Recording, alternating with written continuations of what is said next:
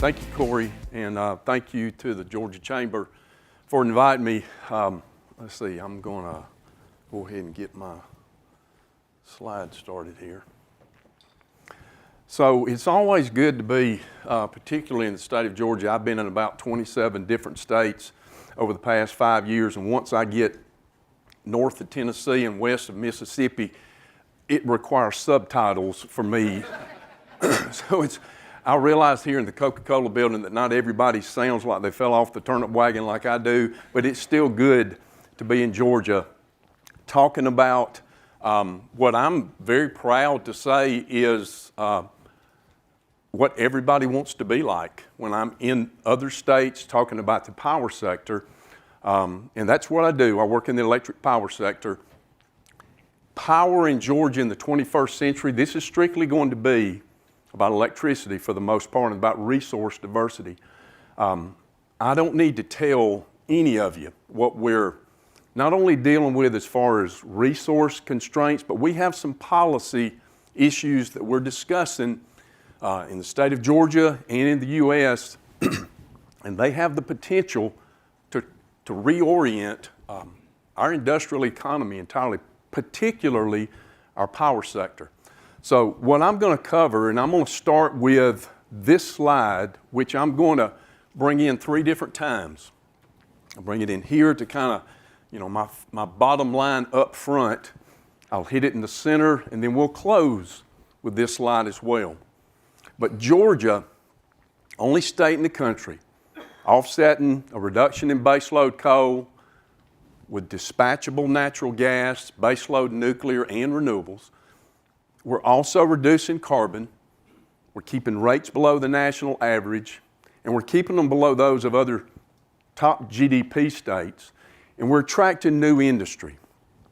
All of that together, again, 25 states I've been in, people admire Georgia. They envy Georgia. They envy the power sector here in Georgia and a lot of the things that we've done. So what I'm going to do in this talk is I'm just going to hit some kind of high spots. I'm going to start out with just a few wordy slides, but then I'm going to go into a lot of graphs. Everything up here is available. You can have every slide that's on here. I'll pass it on to Savannah. She'll give it to you as a PDF or whatever. But what I want to do is go over briefly just the U.S. energy trends.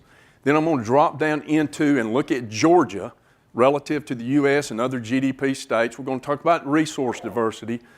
And then I'm going to broaden this and step back and look at the U.S. power sector in particular, particularly with regard to what some of the policy decisions that we're considering in the country, the impact that they could have on our industrial base in particular. So here in the U.S., this is the trend since 1949.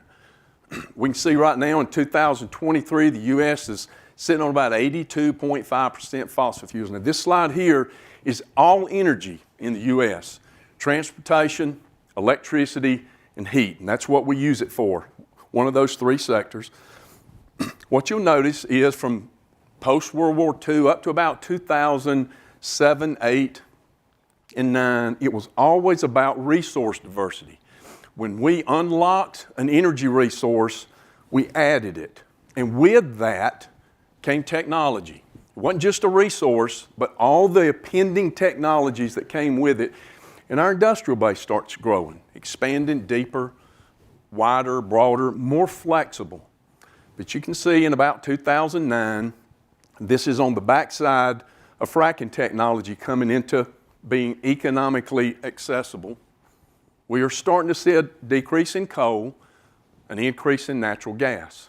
So the question is, what about diversity from this point forward? If we lock in on the power sector in particular, we're sitting at about, 58.3% fossil fuels. Pedro's comment about natural gas, he was probably just being a little bit humble. But natural gas has been a godsend for this country. You can see here that the reason that coal has been in decline is because natural gas could step in with a level of reliability that could offset that. And with that, of course, came, and we'll see in a minute, CO2 reduction. But we're still losing a domestic resource here. I'm not supposed to stand up here and say anything positive about coal. But it is a baseload domestic resource that has value. I understand the CO2 issues. I get that. But there is still value in that resource. So as the U.S. dials back coal, that is a loss of diversity. One of the reasons that it matters, if you look at electricity distribution just over a 24-hour period, this is essentially how it dispatches and maps in. This is from midnight to midnight. And you can see here, nuclear, coal, they have physical operating characteristics that others don't have. They're just base load resources. The technologies just sit, it's like a diesel engine, you turn them on, they just want to run. We see that wind and solar also with their own inherent value proposition. Zero emissions, the resource itself is free. So they have a value proposition. They can come in at certain times, but you can also notice here that when that load is beginning to shift, change, increase, decrease, the intermittents come in, the renewables come in, somebody's got to step in there and keep up with it. And it's natural gas. It has got probably the most valuable physical operating characteristic of any resource up there in that it can follow load and it really provides the reliability that we're wanting to deliver. Little table, kind of nerdy. I took out about 8 graphs because it would have put everybody to sleep, so I summed it up with this one table. Capacity factors. It's just a percentage or a fraction, top number being 1, of how often that technology is running. How often are we getting utility, meaning electricity, out of those resources and technologies? Residential solar, it's about 20%. Utility scale solar, this is the national average across the country. Wind, 34%, coal, 42%. Natural gas combined cycle, sitting on about 59. It was a lot lower. I'm going to predict it'll be up in close to 70 in about 5 to 10 years. And nuclear just sits there and runs. It just runs all the time. Each one of these have value. So it's not a dismissal of one. It's not a proposal that we need every one of those resources on that screen, on that graph. If we look around the country, because again, what Georgia's doing, we're doing for particular reasons. And I've got a slide that's going to show that in just a minute. But if we look around the country, this has got it broken up as the EIA, the USDA does it in regions around the country. And you can see in the top left, residential rates for 2023 for the U.S. averaged about 15.98 cents. That's a big deal what those rates are. But if we start down here in the east, south, central, down there where Mississippi and Alabama are, just you can look at the resource diversity. Down in that region, 41% natural gas, 27% nuclear, 23% coal. And as we move counterclockwise into the South Atlantic, you can see how that resource diversity changes. And you can also see the rates. In the South Atlantic, we're about 51% natural gas, 27% nuclear. Our rates are about 14.55 cents a kilowatt hour. But notice as we start moving up into the Middle Atlantic and New England, you see coal just starts to drop out. This is not I'm not fixing to do a cheerleading session for coal. That's not my point. Probably everybody's getting off track. I'm getting you off track. That's not the point. Main point up there is the rates. Look at those rates in the Middle Atlantic, 19.61. Get up in New England, 28.72 cents. Then as we start coming back around to the east, north, central, things start to get a little bit lower again. Those are policy issues up there. They have policy that pretty much dictates a lot of it does dictate the resource, and it's impacting the rates as well.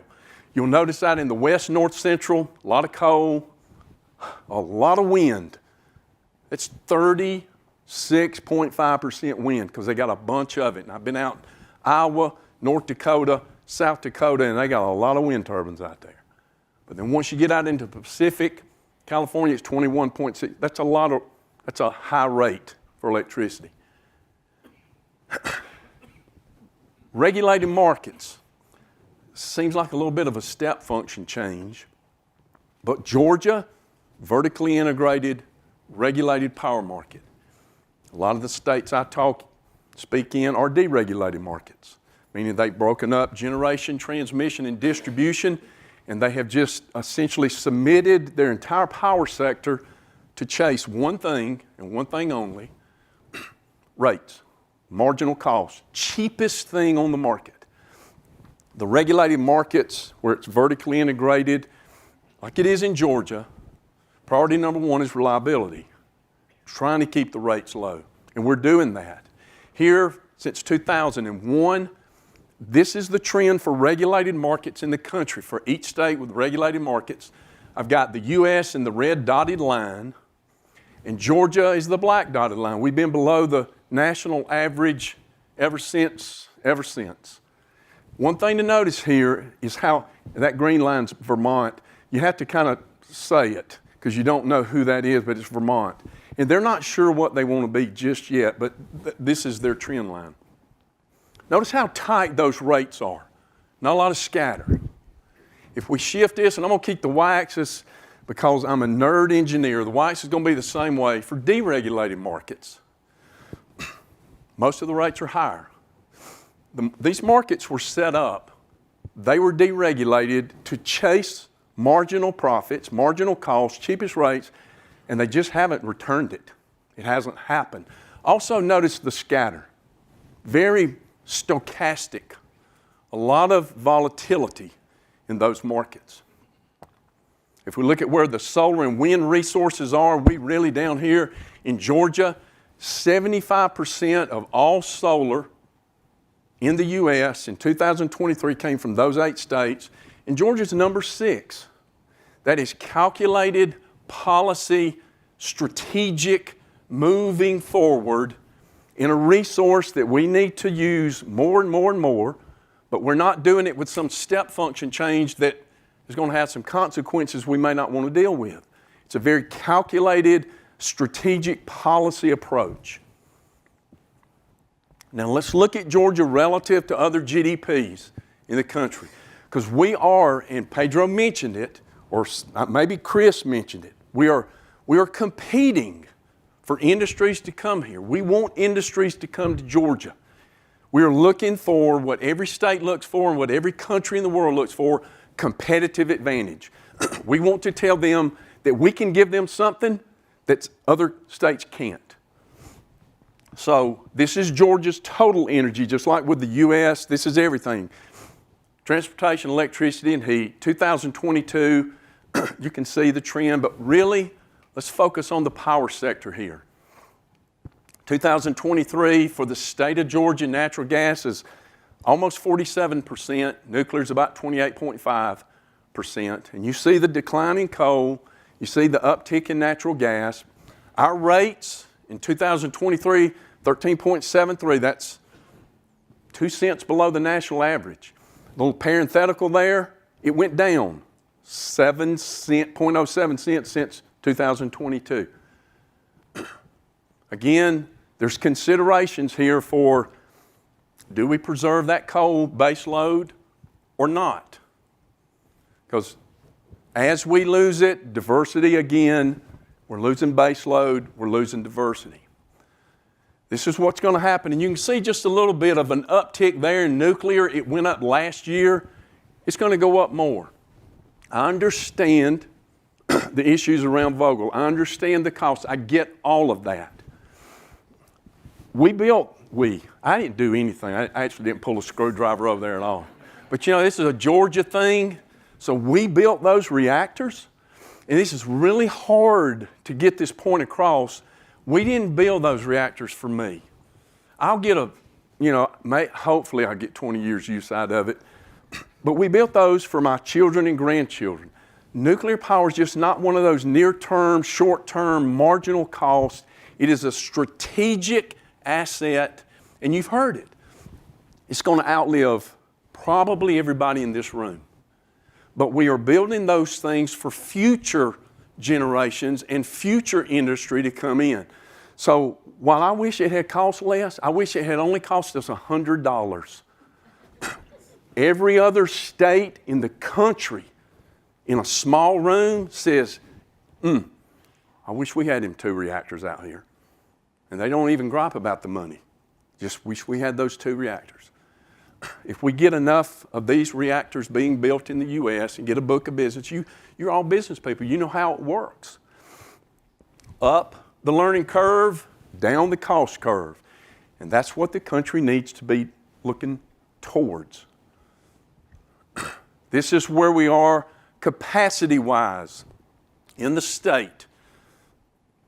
Megawatts of capacity, got a lot of natural gas combustion turbines, combined cycle. You see where we are again.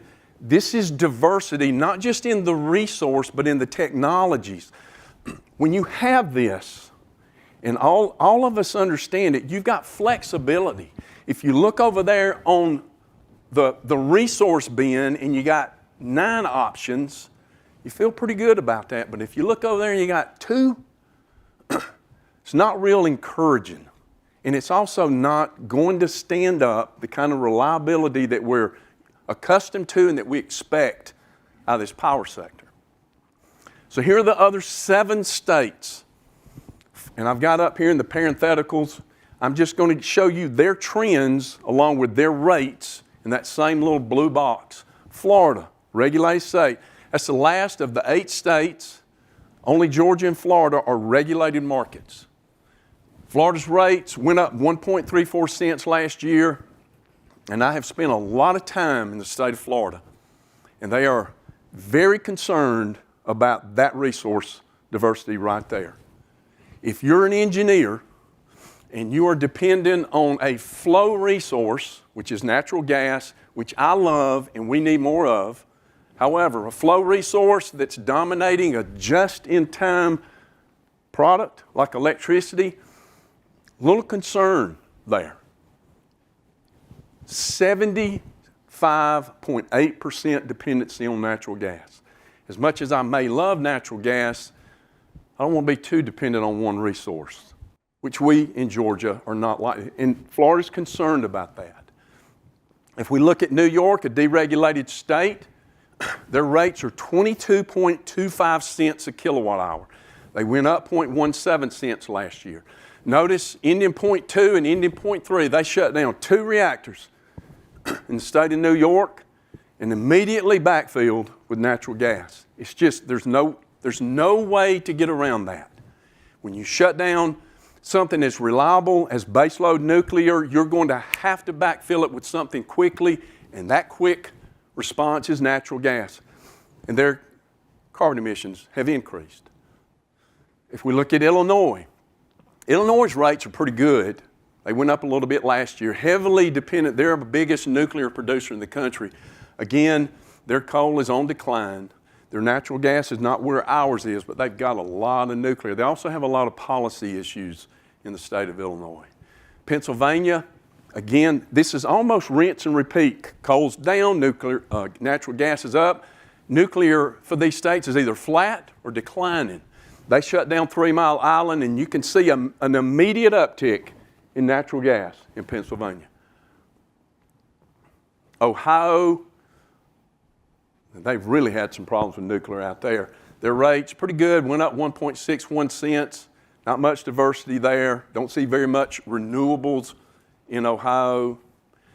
And then the last 2 states, they are our poster children for everything that we don't want to be ever.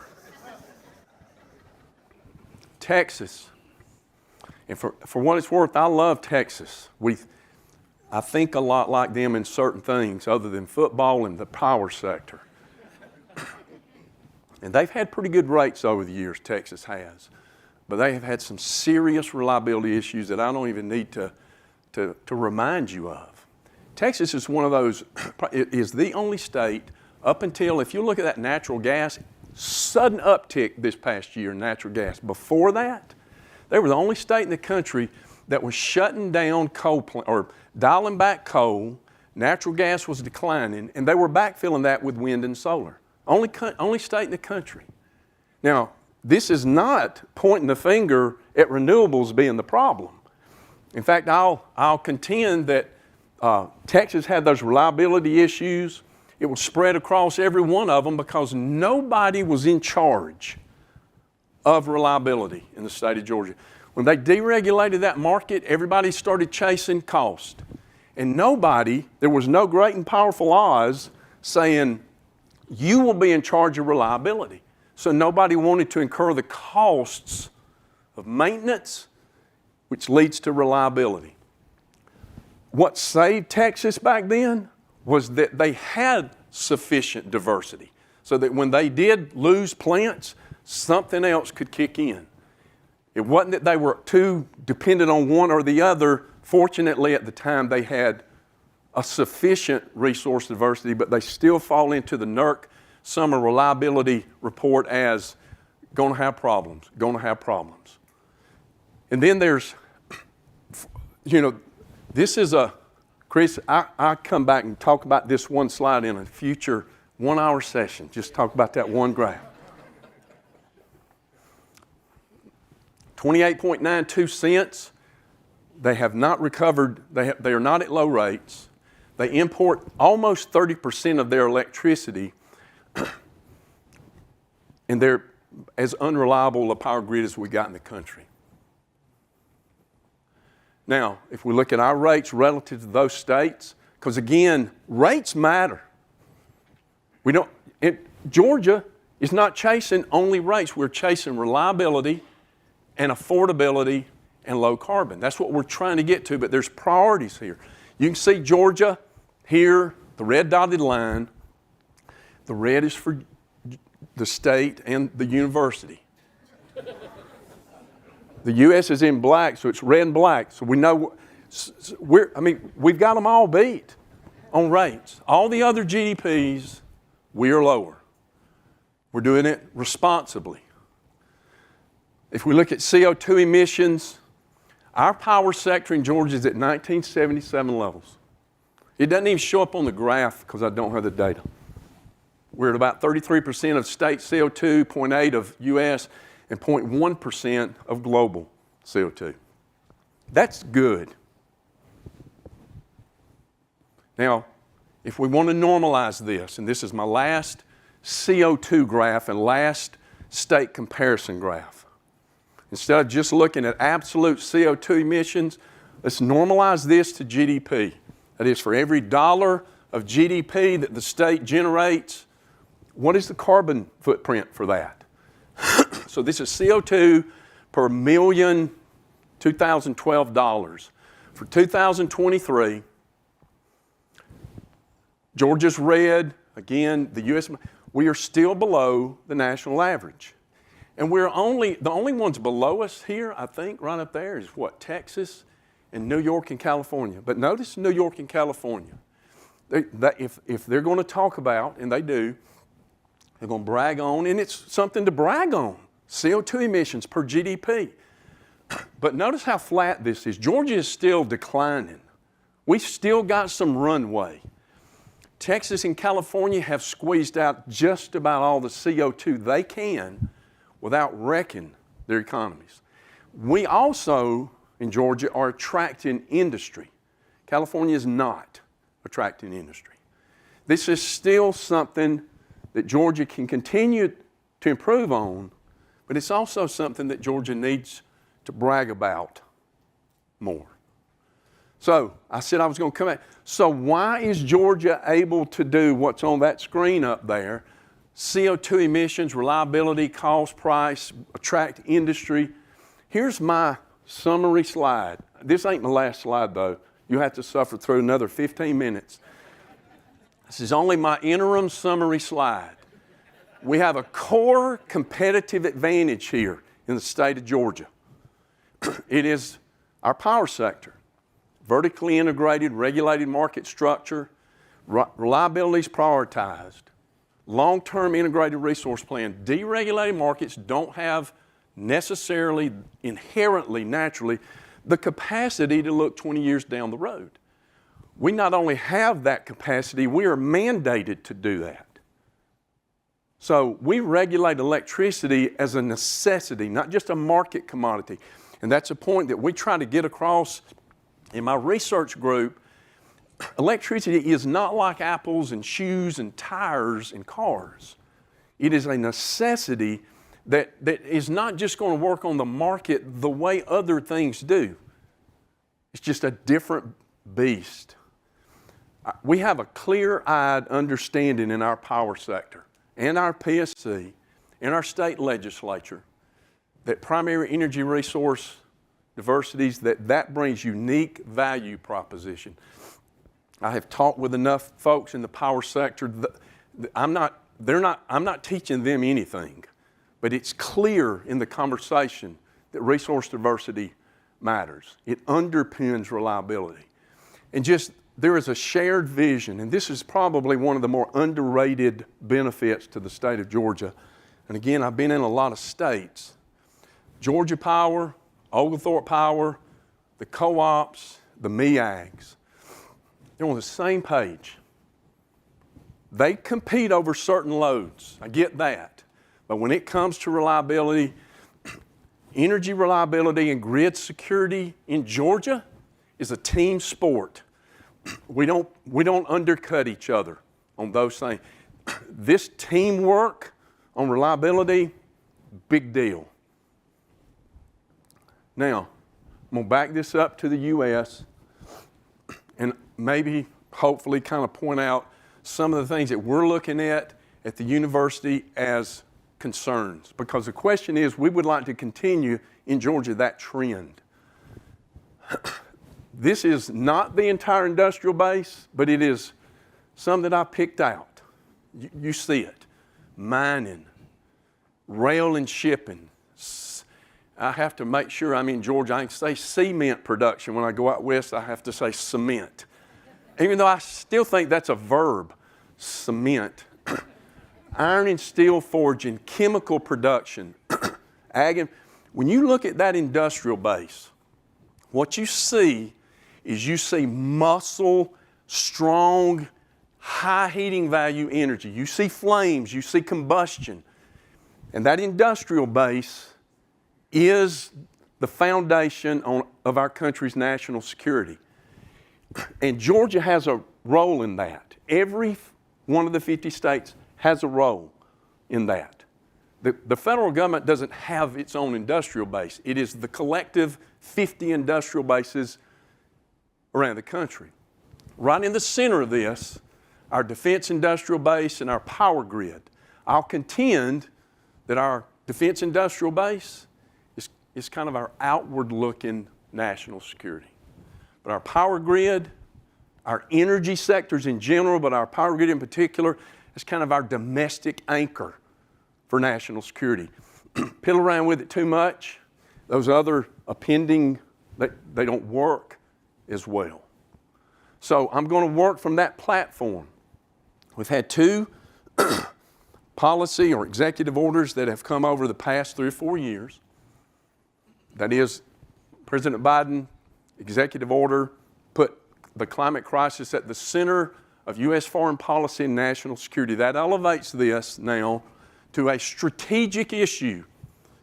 And it's being categorized or classified or described as an industrial strategy. So now what we're talking about are policy proposals that are going to impact the previous industrial-based sectors that I just put in. It warrants attention, and it warrants some scrutiny, because it's not a given that just doing it gives us the same benefits that we have today. Excuse me. So let's put it in context. This is the global trend. So kind of the motivating question here. First, this is not a question. Let me stand over here. Statement. This is not an anti-climate change. Climate change is a hoax. That's not the point here. If anybody's writing, taking notes, climate change is a problem, it's an issue, it's a threat that we have to deal with. Period. We got to deal with it. question is, to what extent can the U.S. impact it?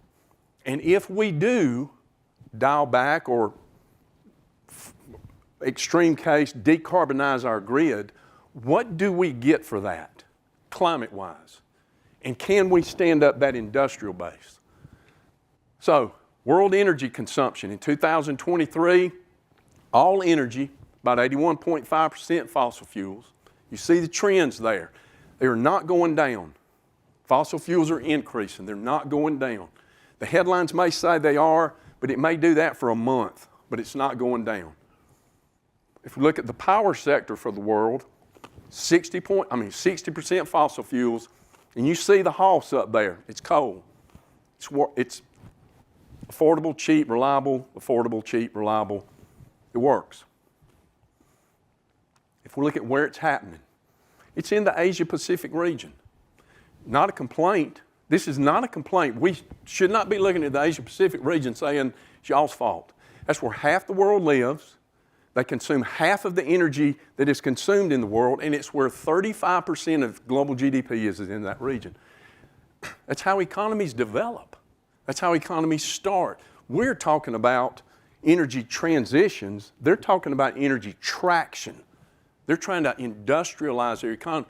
They're doing what any country would do to lift people out of poverty, get them fed, get them employed. It's social stability. They're doing what we did in Great Britain and Japan and South Korea and every other country in the world that enjoys being able to sit in the Coca-Cola building and have cold water to drink and stuff.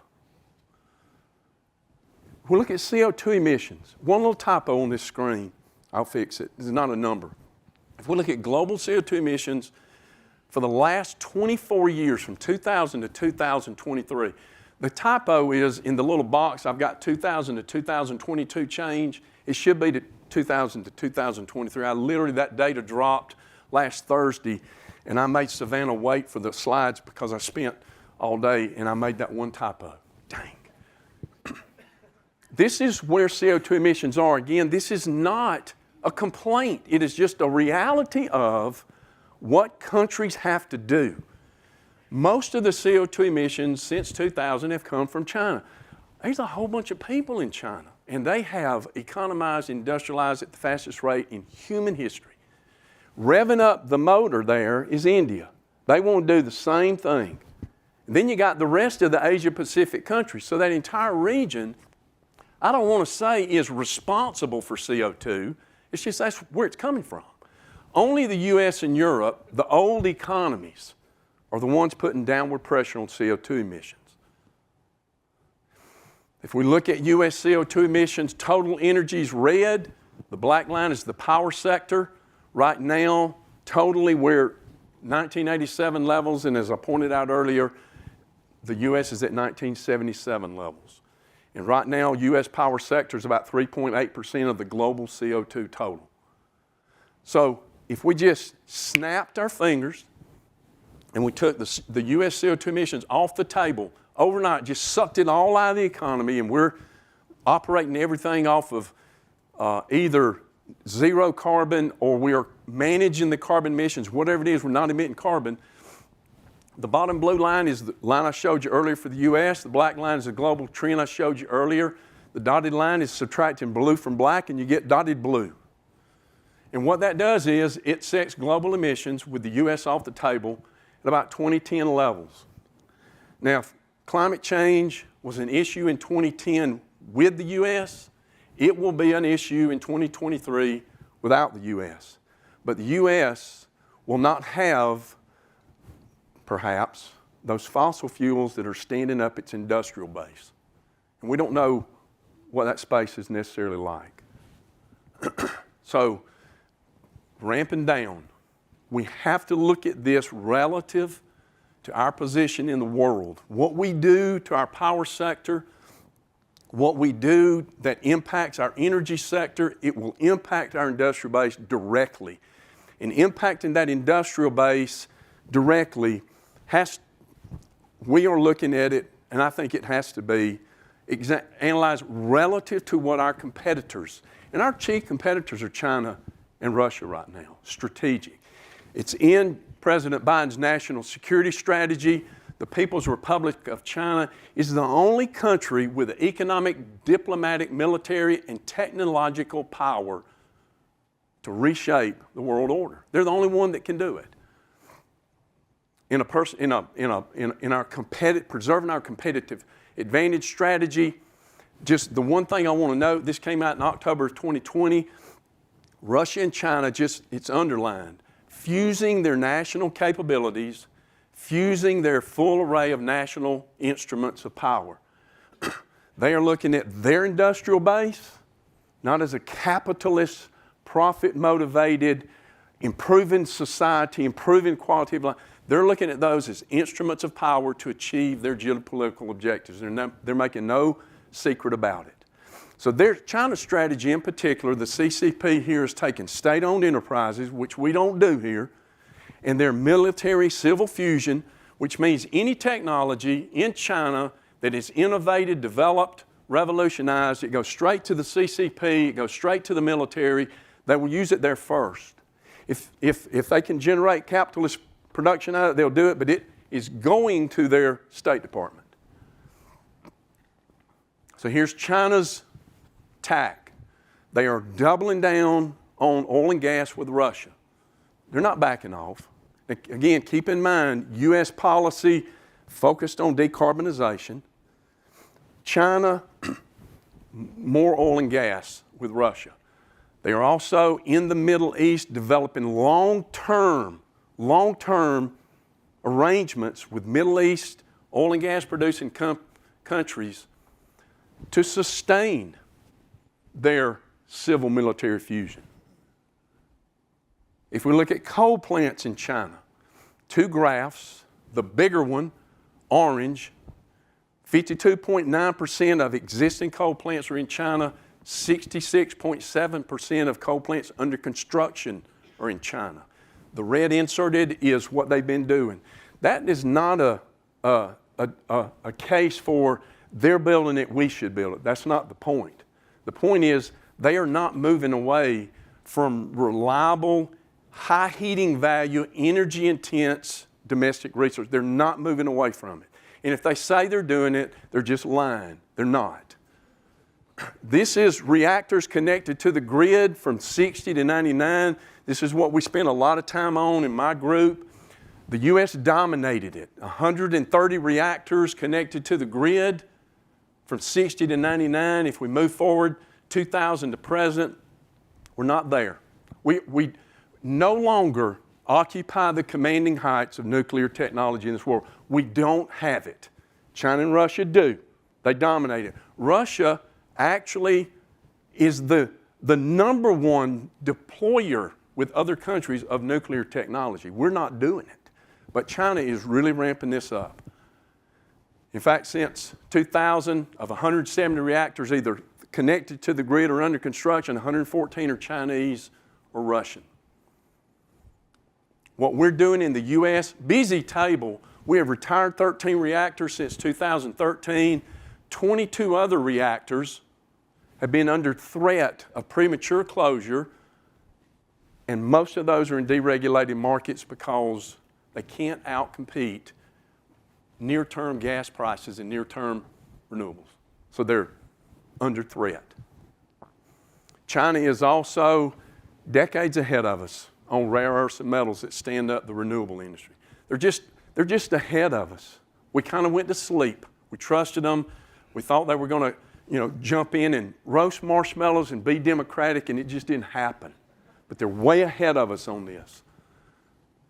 So their strategy, and they have stated it plainly, reducing emissions is not about reducing productivity. It is not about not emitting at all. The gradual withdrawal of traditional energy must be based on the safe and reliable replacement by new energy. They're waiting. That is, in the last little red line, building the new before discard. No, they're not going to do it, and they're telling us they're not going to do it. So if you look at these two industrial bases, the question is, which great power has the competitive advantage? The one that's organizing around decarbonization to respond to climate change, or the one that's vertically integrated and fused around all energy resources? So, last slide. My time just quit, so I'm going to close it out. What is the climate benefit if we do this on that investment? Climate change is not going to stop at our borders because we have good climate policy. It's not. It's going to continue. And climate change is a real problem.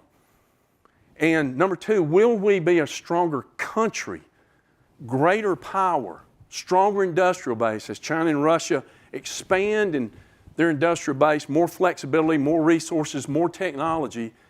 Are we going to really constrict ours, make it smaller? Last slide, the question at home is, how will that impact us? Can we continue in Georgia to maintain that competitive advantage, particularly in energy resource diversity? I'll be around if anybody wants to either ask me a question, hit me in the mouth, or talk about my wife, who I love to talk about. I'll be around for the rest of the day, and I appreciate y'all, Chris, for having me. Thank you.